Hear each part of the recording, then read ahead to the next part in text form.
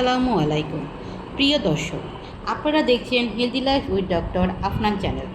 আপনারা যদি এখনও আমার চ্যানেলটি সাবস্ক্রাইব না করে থাকেন তাহলে অবশ্যই সাবস্ক্রাইব করে নিন এবং বেল আইকনে ক্লিক করুন, যাতে স্বাস্থ্য বিষয়ক গুরুত্বপূর্ণ ভিডিও সবার আগে পেতে পারেন।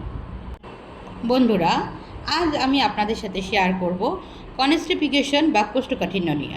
মেডিকেল ভাষায় কোষ্ঠকাঠিন্যকে বলা হয় গ্যাস্ট্রোইন্টেস্টাইনাল মর্টালিটি ডিসঅর্ডার, যেখানে অন্ত্রের স্বাভাবিক চলাচল ধীর হয়ে যায়। এর ফলে মল শক্ত হয়ে যায় এবং মলত্যাগ করতে কষ্ট হয়। কোষ্ঠকাঠিন্যের প্রধান কারণ শরীরে ফাইবারের ঘাটতি, পর্যাপ্ত পানি না খাওয়া, দীর্ঘ সময় বসে থাকা, অতিরিক্ত প্রসেসিং ফুড বা ফাস্টফুড খাওয়া, যা আমরা এই রোজার মাসে কন্টিনিউ করে থাকি। অনেক সময় অতিরিক্ত ওষুধ গ্রহণ করলেও অন্ত্রের স্বাভাবিক ব্যাকটেরিয়া নষ্ট হয়ে যায়। এর কিছু সাধারণ লক্ষণ প্রাথমিক পর্যায়ে দেখা দেয়, যেমন পেট ফুলে থাকা, শক্ত মলত্যাগের সময় ব্যথা বা অস্বস্তি বোধ হওয়া। এক্ষেত্রে হোমিওপ্যাথি কীভাবে আপনাদেরকে সাহায্য করতে পারে?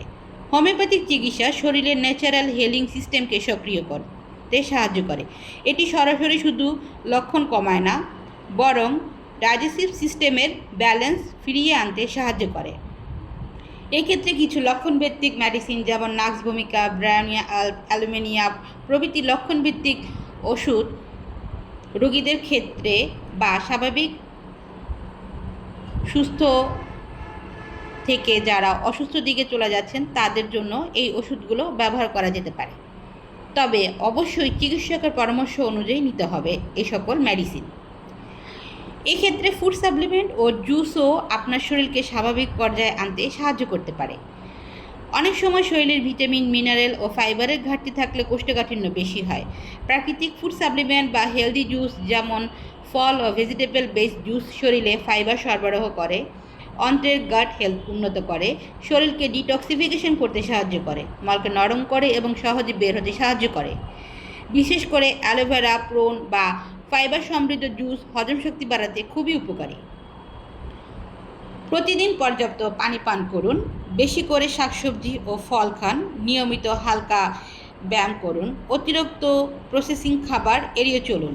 বন্ধুরা, মনে রাখবেন, সুস্থ হজম মানেই সুস্থ শরীর। ভিডিওটি যদি ভালো লাগে তাহলে লাইক, কমেন্ট ও শেয়ার করবেন এবং অবশ্যই আমাদের চ্যানেলটি সাবস্ক্রাইব করতে ভুলবেন না। আবার দেখা হবে নতুন স্বাস্থ্য বিষয়ক ভিডিওতে। ধন্যবাদ সকলকে।